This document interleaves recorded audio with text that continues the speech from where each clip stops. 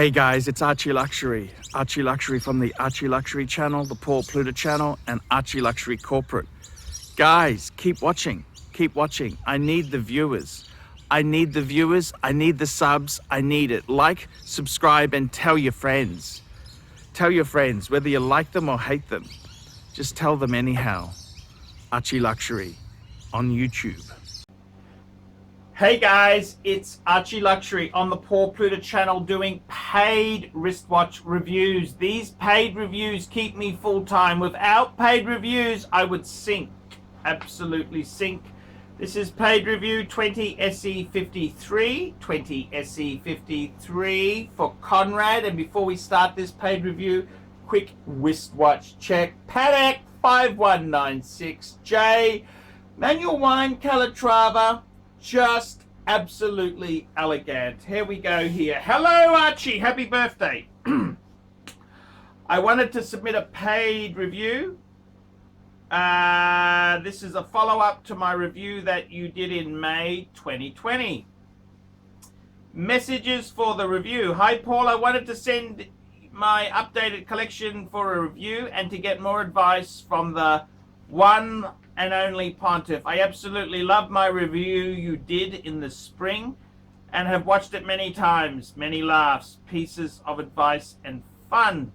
Since my prior review, now did he tell me the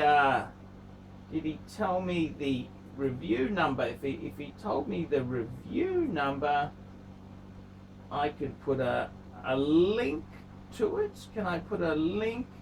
Yep, there we go. It was April, May. When was this review? How many reviews did I do for him? This was review 20A1. I'll put a link to it. 20A1. There we go. I'll put a link. I'm not sure which corner, but one of the corners will have a question mark. Click on that. You can see his review. Since my prior review, I've sold my Grand Seiko and added a 2005 Rolex Polar Explorer 2 16570 and a ArchieLuxury Reverso Grande 976 with the display back. I was able to score the Reverso for 4,000 plus tax, full box and papers. The Polar has been something I've wanted for years and decided to pull the trigger before they become more expensive. I paid $61.50 for the piece, and it was in nearly unworn condition with certified authentic from eBay's new service for premium listings. I have a feeling this will be a $9,000 watch in a year or so. Oh, I don't know about that. That's getting a bit speculative there. Thus, outside of my price range, I only buy good deals, which are non-existent in modern Rolex these days. So, the collection. This is his collection. His collection consists of, I'll put the picture over here. He's got a Rolex Milgauss white dial, Rolex sub ceramic no date 40mm, Rolex Polar Explorer 2 16570, Rolex Oyster Perpetual 39mm with the rhodium dial, Rolex Explorer 1 39mm, Rolex Air King 116900, Rolex Datejust 2 with the Azzurro blue dial, JLC Reverso Grand 976 display back model, ArchieLuxury Master Control date 40mm, and a Tudor Pelagos. What should I consider next? I'm thinking a chronograph, Zenith El Primero, Chronomeister Open Heart, or a Omega Speedmaster Man on the Moon, a Breguet Type 20, Tudor Heritage Chrono, or a newer IWC Pilot or Portuguese. My goal for the next 5 years is to add a two-tone Daytona. On a side note, I also sold off my BMW and went for a 2006 Lexus IS350 all-wheel drive, which I've tuned. I'm enjoying having one solid car and not worrying about maintenance. Punters, make sure to get a paid review or become a Patreon. Thank you and everything, Pontiff. The end. Conrad. So I got to tell you, Conrad, beautiful collection. I'm just looking at the teleprompter here, and I think you've added some really nice pieces. I got to say thank you for supporting your Pontiff. What should I add next? I got to be totally honest with you. I don't think you need anything. I really don't think you need everything. You've got so many beautiful pieces here. You've got multiple just iconic, gorgeous watches here. What can I say? You've got a GMT. You've got the Explorer 2. You've got a Diver. You've got the Sub No Date. You have got dress watch in the Reverso and also the Datejust. You've got everything sort of covered there.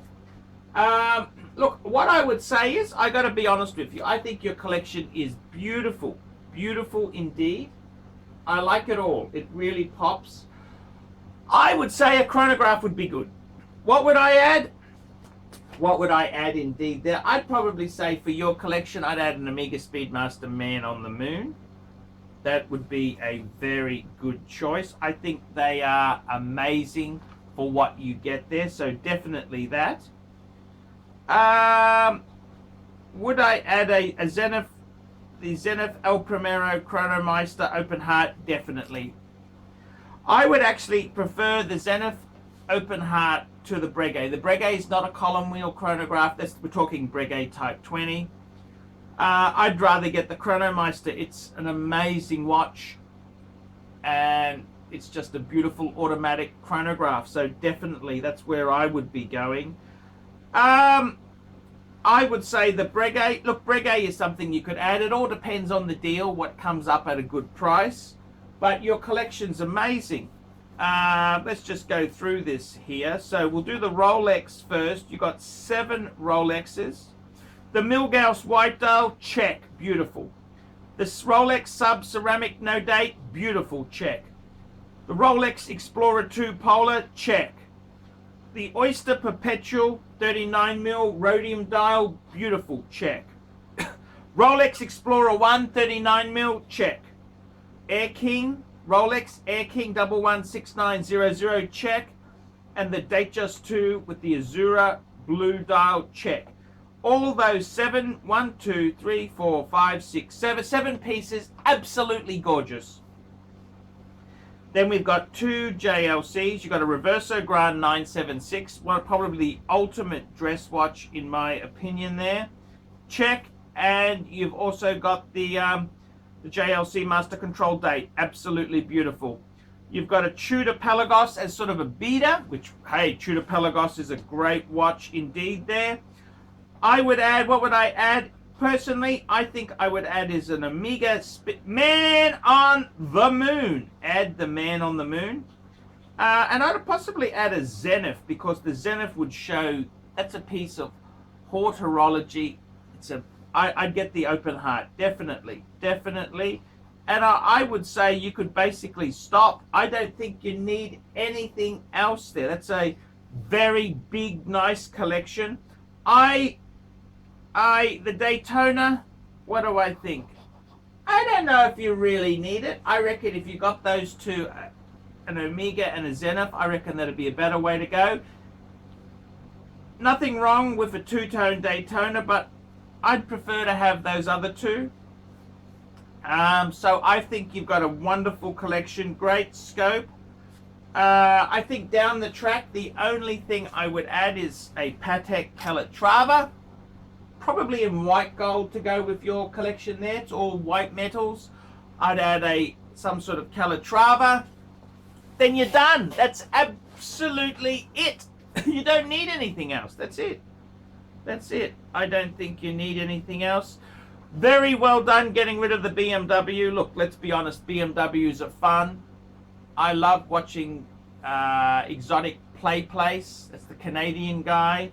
But Beamers are trouble. Lexus, you're going to get a lot more joy, trouble-free miles out of the Lexus. So well done. It's hard to part with your toys, but it's going to be much more sensible to have the Lexus. So and it's still a very beautiful car, so well done indeed there. Look, would I sell or do anything? I got to be totally honest with you, I wouldn't. I would just hold. Don't I honestly, I think I don't even know if I would add two-tone, because it's all white metals. I would probably stay with what you've got. I'd add the Man on the Moon, add the Zenith, forget the Daytona. You don't need it, man. You got so many. You've got 7 Rolexes.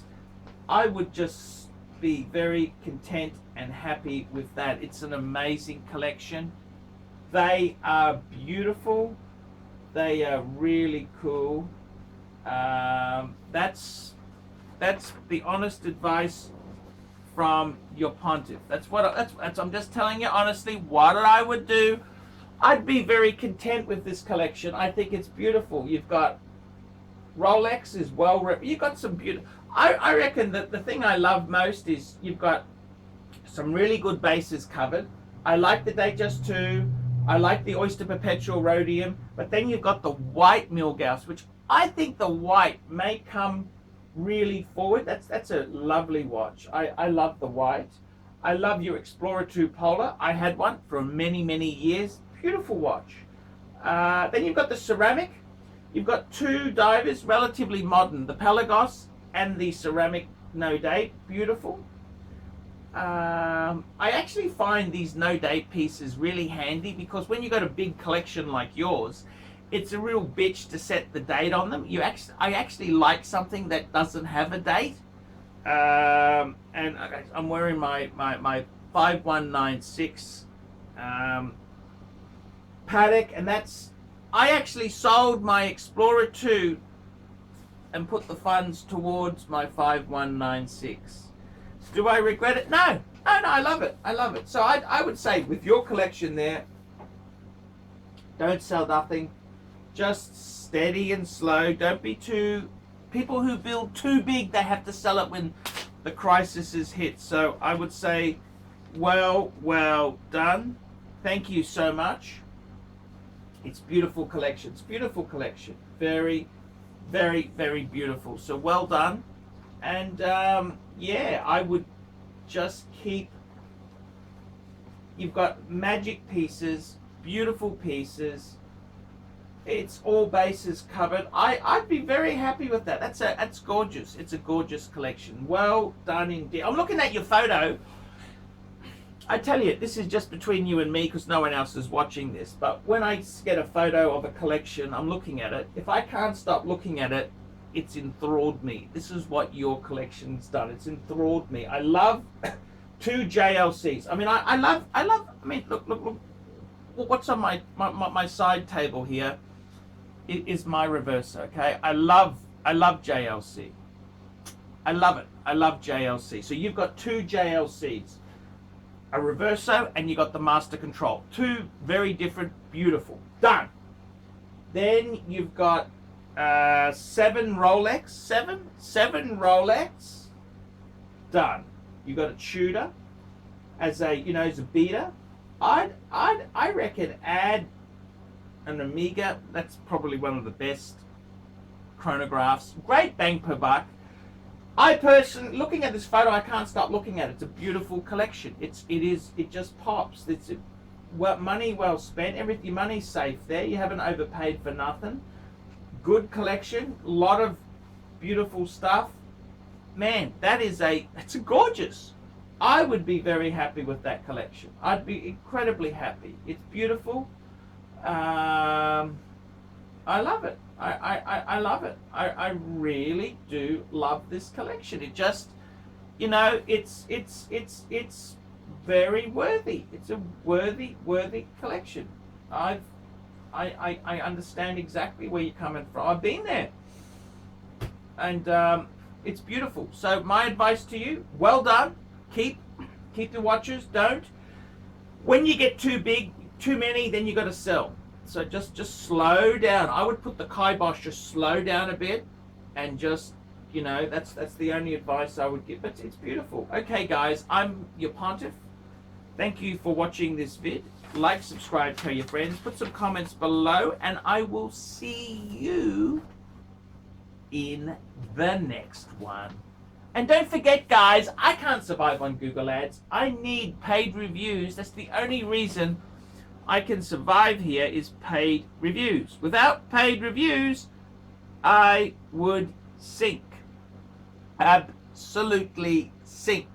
Please, guys, $50 US.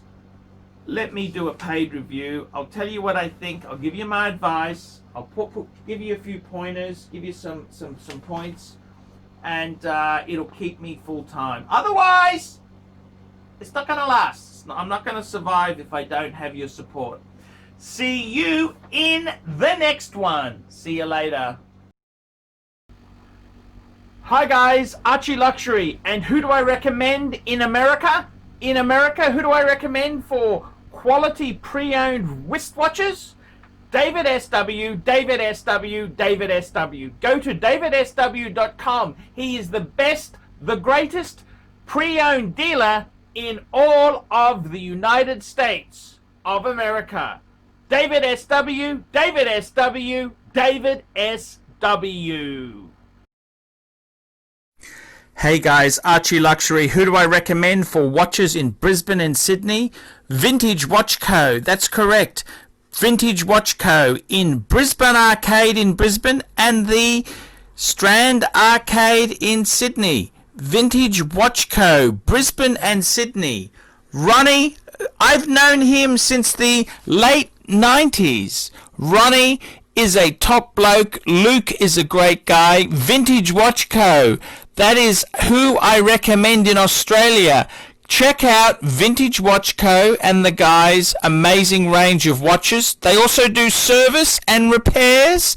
Vintage Watch Co. That is where the Pontiff goes. You know, some of my Pateks came from Vintage Watch Co. That's right, guys. Vintage Watch Co.